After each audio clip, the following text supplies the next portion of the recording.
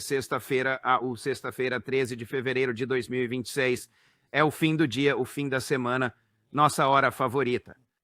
Esta é a mesa redonda da comunidade de inteligência, na qual, de certa forma, encerramos todos os assuntos que estivemos a discutir durante a semana com Larry Johnson e Ray McGovern. Larry, Ray, sejam muito bem-vindos aqui. Sim, senhor, como sempre, muito obrigado pela dupla jornada de trabalho que nos oferecem. Larry, ou como o senhor já mencionou, quando os Estados Unidos atacarem o Irã, qual a probabilidade? Bem, quão cedo é provável que isso aconteça? E como você acha que será?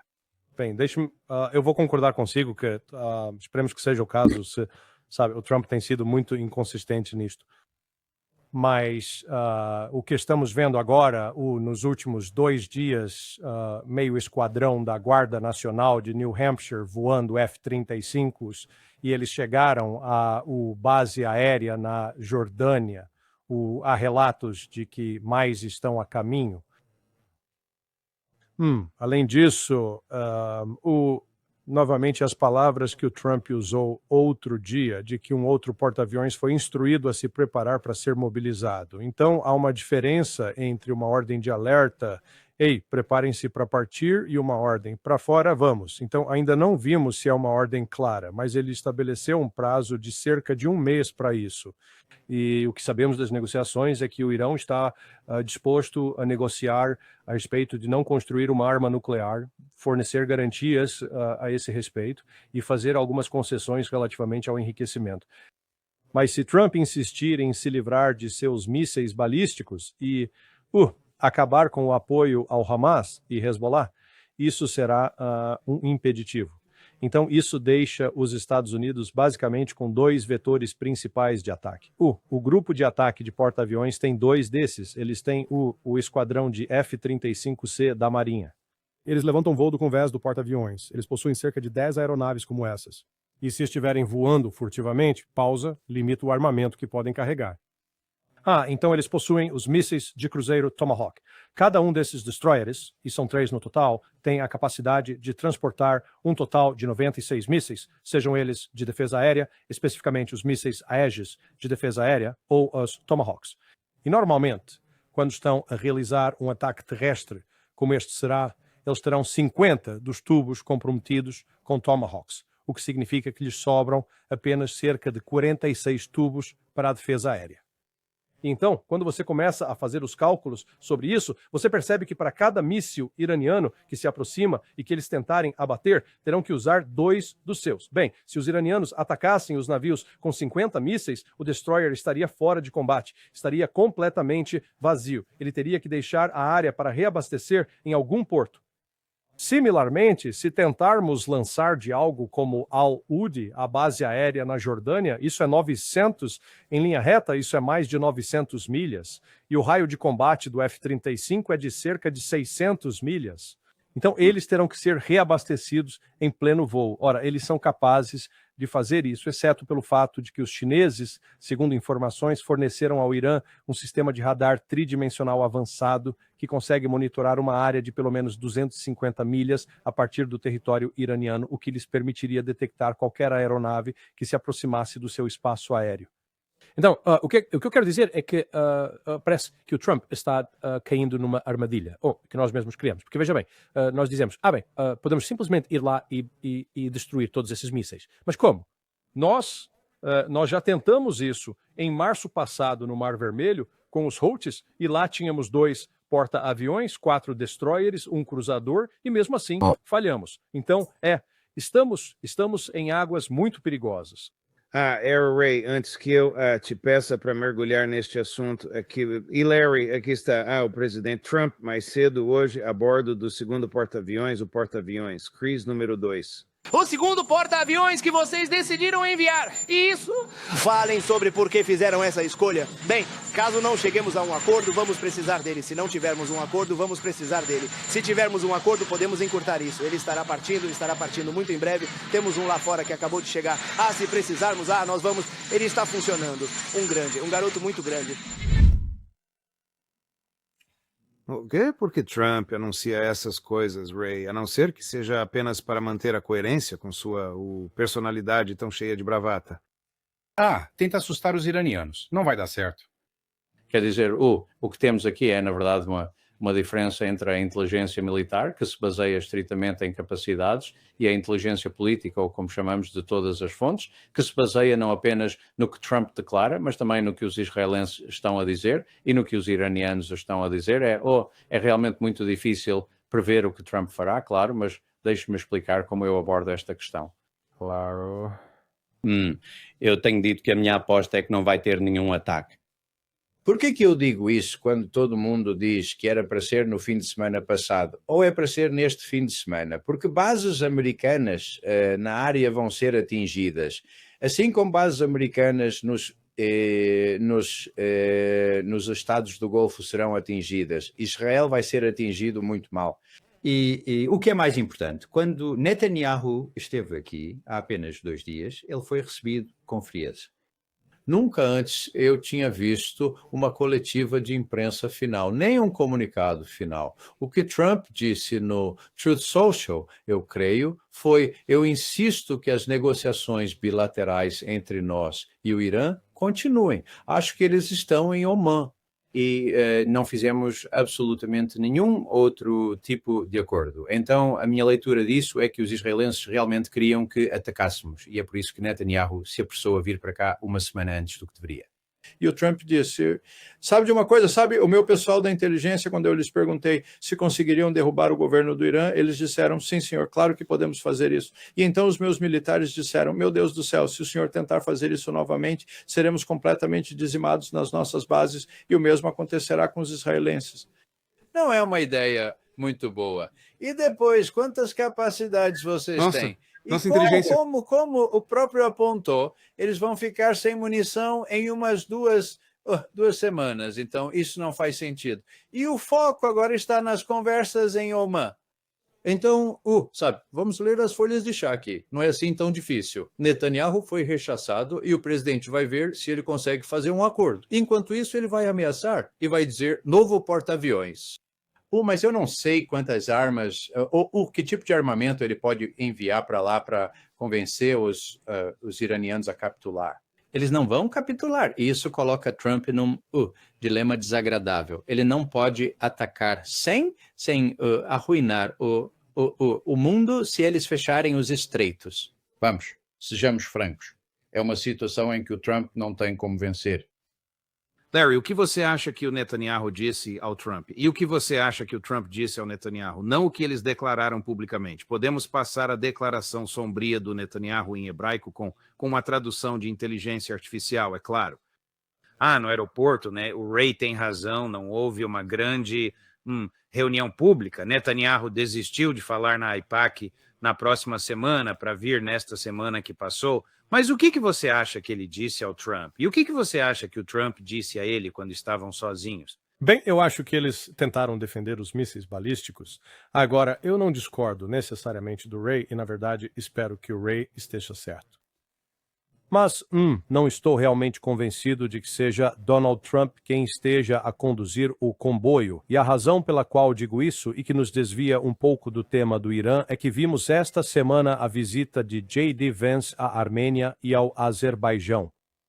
Bem, Trump nunca falou sobre Armênia e Azerbaijão durante a campanha de 2024. E quando ele chamou os dois líderes desses países que ficam logo ao norte do Irã, quando ele chamou esses dois líderes a Washington para assinar entre aspas, acordo de paz, e então eles conseguem concessões, isso não partiu de Trump, isso não veio de Suzy Wiles.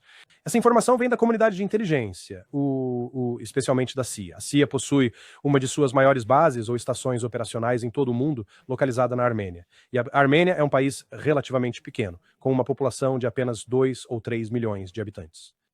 Então, o que estou a dizer aqui é que pode ser o desejo de Trump não ir para a guerra, mas parece haver uma inércia já dentro dos militares, alguns deles a irritar-se com isso. E eu ouvi apenas um almirante de 3 estrelas recentemente reformado e foi uma chamada em grupo. Eu posso te dizer quem ele é em off. Mas ele estava falando com muita confiança sobre como vamos destruir todos os mísseis do Irã. certo? Então, o que estou querendo dizer é que há pessoas em posições de alto escalão dentro do Departamento de Defesa que realmente acreditam piamente nisso. Eles não estão pensando de forma racional e inteligente como o Ray faria. Eles se iludiram e se convenceram a si mesmos. Ah, sim, podemos fazer isso. Quando você simplesmente se afasta e olha a situação, nós tentamos por 7 semanas, começando em março passado, com a Operação Rough Rider, para eliminar, destruir a força de mísseis balísticos dos Houthis, e falhamos completamente. E aqui está o Irã, que é o quê? 9 vezes maior em termos de território do que o Iêmen, e possui um sistema de defesa aérea e tem aeronaves de tecnologia avançada. Além disso, eles contam com o apoio irrestrito agora da China Está e da Rússia. correto. Sim, quer dizer, a situação é... Isto é como eu disse, concordo com o Ray. Se eles fizerem, é loucura absoluta. Então, Ray, vamos dar um passo atrás um pouco dos argumentos mais específicos e detalhados que temos apresentado até agora. Existe, de fato, uma solução militar para o problema do Irã? O problema do Irã não é um problema para os Estados Unidos da América. O problema do Irã é apenas um problema para Israel e deve... Certo, bem, enquanto os sionistas tiverem pontos de pressão para usar contra Trump...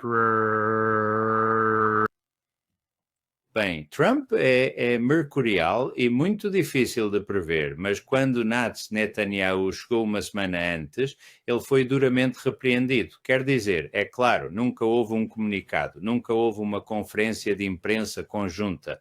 Esta é Netanyahu finalmente sendo mandado às favas, porque ele não vai se envolver numa guerra que durará mais de 2 semanas, quando estamos ficando sem munição. E a propósito, Netanyahu, você será dizimado, e se você acha, quer dizer, pode se salvar detonando uma dessas armas nucleares, esqueça isso. Vamos acalmar a situação, vamos falar com Oman, vamos encontrar uma solução decente onde faremos os iranianos concordarem em colocar parte do seu urânio enriquecido na Rússia ou em outro lugar. E então diremos, ok, conseguimos, e depois recuaremos.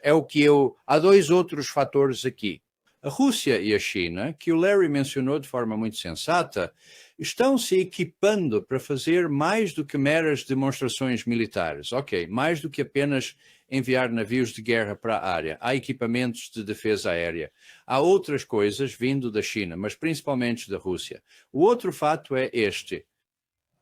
O chefe do Conselho de Segurança Nacional do Irã falou com Putin. Isso está muito acima da sua alçada, certo? Há apenas uma semana. Agora, o que foi tudo aquilo? Bem, o que temos aqui é uma situação em que Putin está percebendo que, olha, eu posso falar com o Trump em confiança e dizer, não faça isso. E a melhor prova que tenho, que Trump diz, ok, não é apenas o que já falamos antes, mas o fato de que negociações sobre a Ucrânia vão acontecer novamente na terça e quarta-feira da próxima semana, com os RPC, a Rússia e os ucranianos todos juntos. Não acho que Putin teria aprovado isso se ele pensasse que os EUA iriam atacar o Irã. Larry, o Putin vai ligar para o Trump e dizer, não faça isso.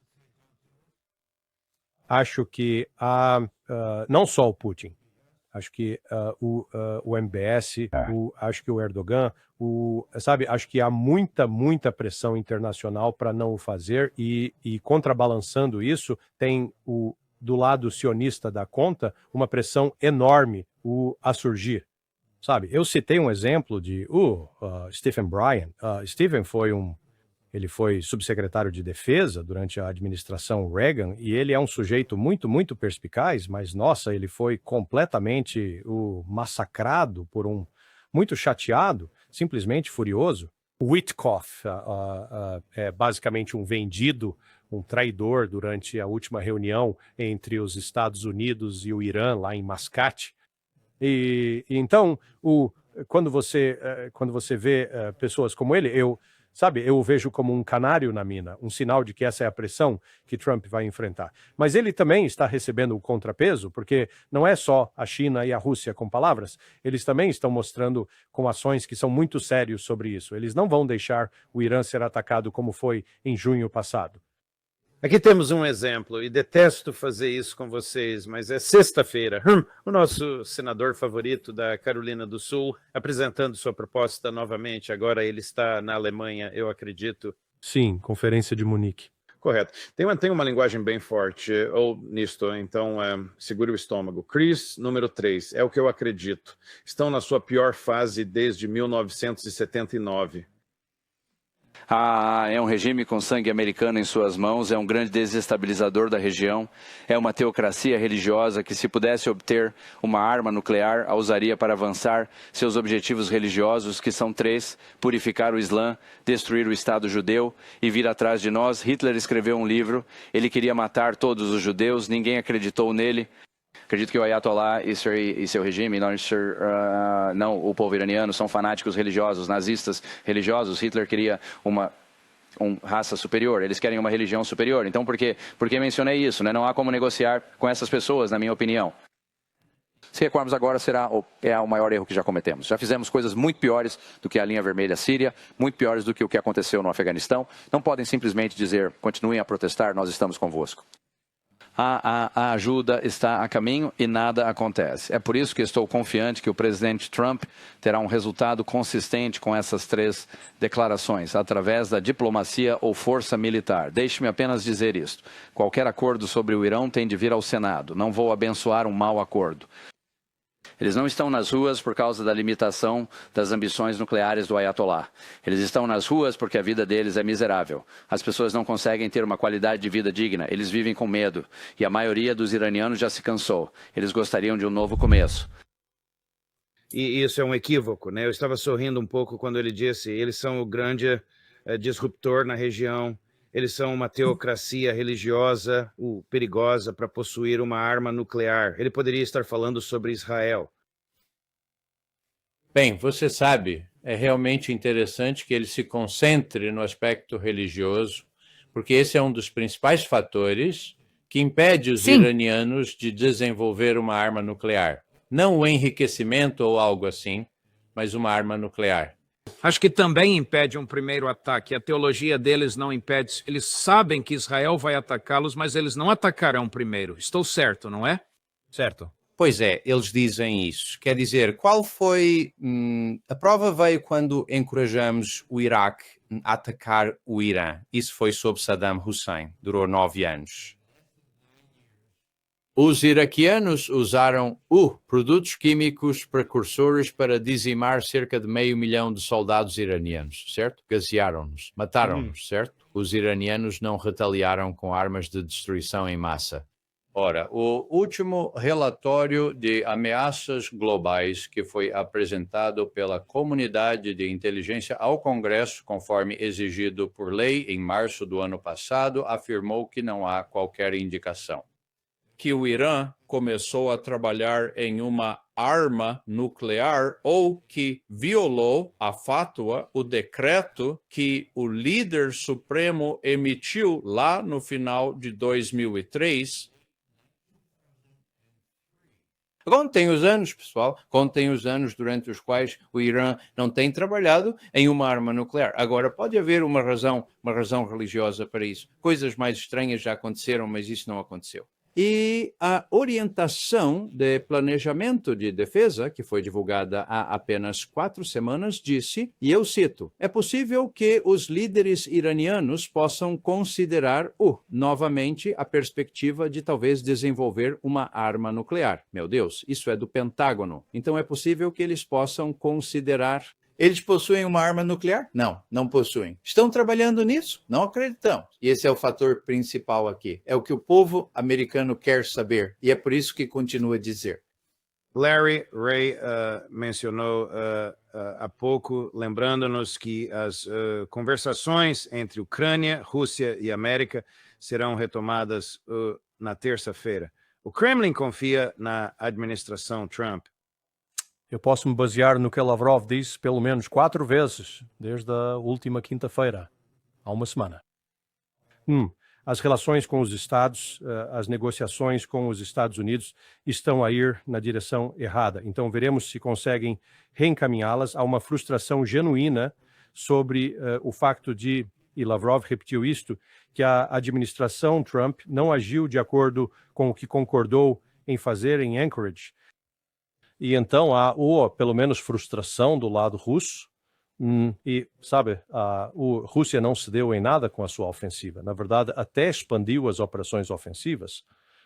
E há, sabe, com certeza, há pressão política em Moscovo para se afastar das negociações, mas, sabe, eles vão continuar a dar-lhe uma chance. Mas eu, sabe, francamente, não vejo a Ucrânia fazer as concessões que precisam ser feitas, e a Rússia certamente não fará concessões sobre o território que já o demarcou. Então, sabe, eles vão se encontrar e eu acho, sabe, eles podem conversar sobre algo, mas não vejo nenhum acordo surgir. E antes que você entre, aqui está um presidente impaciente, sem surpresa, o presidente Trump sobre isso hoje cedo. Trecho número 1. Zelensky vai ter que se mexer. A Rússia quer fazer um acordo e Zelensky vai ter que se mexer. Caso contrário, ele vai perder uma grande oportunidade. Ele tem que se mexer. Será que é só bobagem? A Rússia quer fazer um acordo? Ou ele está no caminho certo, Ray? Bem, há dois fatores aqui, como eu apontei na segunda-feira. Um é que a Rússia está muito perto de uma vitória militar completa. Em outras palavras, eles venceram no campo de batalha. John Mearsheimer está correto. Até aquele ponto, eles venceram no campo de batalha. Mas citarei novamente o ex-presidente da Rússia, o Medvedev, que disse há apenas 10 dias: é igualmente importante pensar no que acontecerá a seguir. Afinal, o objetivo da vitória é evitar novos conflitos. Isso é absolutamente óbvio. E então, se você queria saber por que Putin recebe Wittkov e o genro por horas, bem, quer dizer, é preciso se considerar mais inteligente que Putin.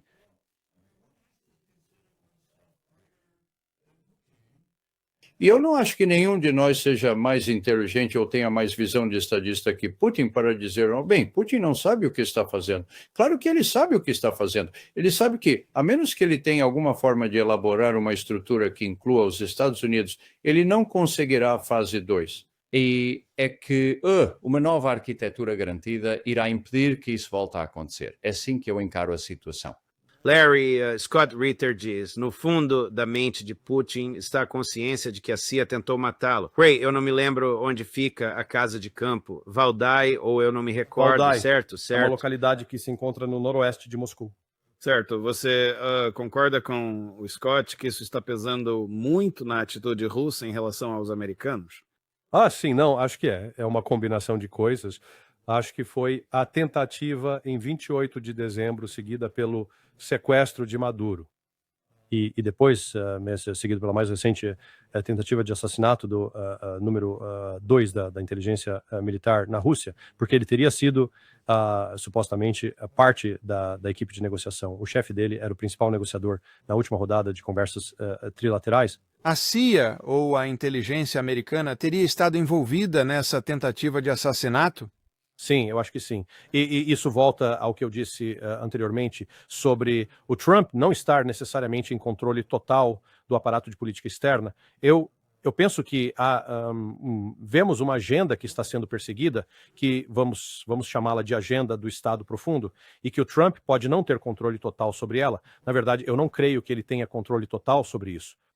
E esse é o perigo, não importa o quão boas são as intenções dele, quando você se afasta e analisa e pensa que coisas substanciais o Trump fez para mostrar à Rússia que ele está sério em fazer um acordo com eles. Ele não deu, sabe, libertou, descongelou os bens congelados, os descongelou. Ele não devolveu a propriedade que foi confiscada por Obama em dezembro de 2016. Ele adicionou mais tarifas a qualquer um que esteja comprando petróleo russo e puniu. Então, sabe, é aqui que os russos começam a dizer: temos que começar a ver algum carinho de volta aqui. Pelo menos nos traga algumas flores e doces na próxima reunião. Ray, você não é tão pessimista quanto o seu irmão Larry, não é mesmo? Bem, eu me atenho aos fatos. Scott Ritter e eu discordamos sobre os fatos. Né? Não há, na minha opinião, nenhuma evidência de que a CIA estivesse por trás da tentativa de assassinato. ok? O que temos, e Scott e eu conversamos sobre isso extensivamente, é que a opinião de Scott é que existe uma tecnologia neste pequeno dispositivo de controle que foi compartilhada com o adido militar na embaixada em Moscou e que indica que ele foi guiado diretamente para aquela propriedade estatal, aquela mansão do Estado. Mas o Scott diz que tem que ter tecnologia americana. E eu disse, não poderia ser tecnologia da OTAN? E ele disse, bem, então, em outras palavras, nós discordamos nisso. De qualquer forma, a prova está no pudim. Se Putin realmente pensou isso, e se o que ele disse aos Estados Unidos demonstra que os Estados Unidos ou a CIA estavam tão diretamente envolvidos, então por que ele prossegue e mantém essas conversações? Por que ele faz Lavrov confrontar os europeus e não tanto os Estados Unidos?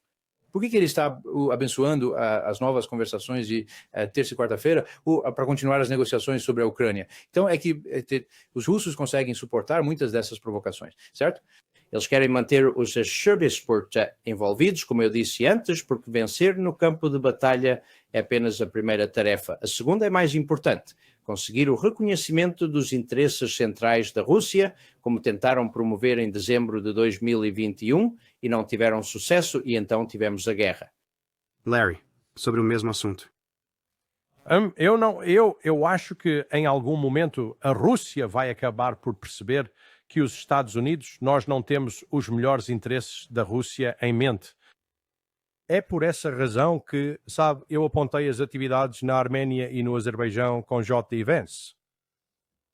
Por que estamos indo para lá? Quer dizer, eles não são países importantes para nós em termos de comércio. Há apenas uma única razão para se ir até lá, por causa da sua localização estratégica situada entre a Rússia e o Irã. E a nossa intenção não é de forma alguma ajudar a Rússia a se tornar grande novamente. Independentemente do que Trump possa acreditar, a burocracia, o chamado Estado Profundo, quer estejamos a falar da CIA, da DEA, do Departamento de Guerra ou do Departamento de Defesa, como quiserem chamar o sentimento esmagador e incluindo no Capitólio, é que a Rússia é um inimigo. Sabe, quando você tenta dizer, calma, a Rússia não é inimiga, devia ser amiga, te olham como se tivesse 3 cabeças. Então, eu não vejo nada na mídia tradicional, na política tradicional, nas atividades do Departamento de Defesa, que demonstre que levamos a sério considerar a Rússia não como uma ameaça, mas como um parceiro em potencial. Eu simplesmente não vejo isso. Então, em algum momento, essa realidade, eu acredito, vai se consolidar na Rússia e eles perceberão que não há acordo a ser feito aqui. Bem, isso pode ser, mas os russos, neste momento, estão a ver isso de uma forma bem diferente.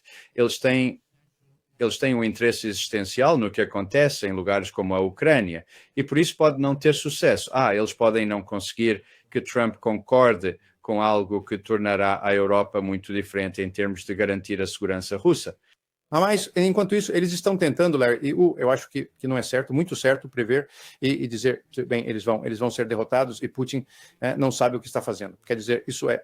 Eu não disse que Putin não sabia o que estava a fazer, mas o que estou a dizer é que pessoas como Sergei Karaganov, eu falei com ele é bem claro, ele tem a atenção de Putin, ele pensa que não há nada a ganhar aqui, isto é por isso que ele continua a dizer, a nossa relação está no leste, isto não vai a lado nenhum. Ele é o Lindsey Graham, ele é o Lindsey Graham da Rússia, pelo amor de Deus. Não, ele é um dos... Ele não pode ser Ray, Não, Ray, isso é tão injusto, quer dizer... Não sou justo? Rússia, veja George Soros, isto é... Ele é o chefe da principal escola de política externa na Rússia, certo? Então, quer dizer, não é como se ele fosse um acadêmico francês qualquer. Mas ele é... Mas olha, tirando isso, Ray, você não pode negar que... Você acha que o Lavrov saiu na semana passada sozinho para reclamar da América? Ou você acha que ele tinha a permissão do Putin para fazer isso? Veja o que ele disse há 2 dias, Larry. Veja o que acabou de ser publicado no site do Ministério das Relações Exteriores. Ele está falando sobre os europeus maus, muito maus, porque eles continuam atrapalhando o nosso progresso e todo esse tipo de coisa. Ele nem está falando sobre os americanos. Ele diz, ok, vamos continuar a ver se os americanos conseguem parar de mentir para nós. Não foi isso que ele disse. Ele disse, está indo na direção errada. Ele disse isso 3 vezes distintas, em 3 veículos de mídia diferentes. Bem...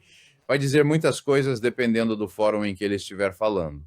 Certo, vamos descobrir na terça-feira. Senhores, obrigado. Adoro quando vocês discordam. O público sabe que vocês se amam. É dia dos namorados, então se beijem e façam as pazes. Preciso enviar ao R-Ray uma caixa de chocolates. Funciona. Tenham um ótimo fim de semana, pessoal. Vejo vocês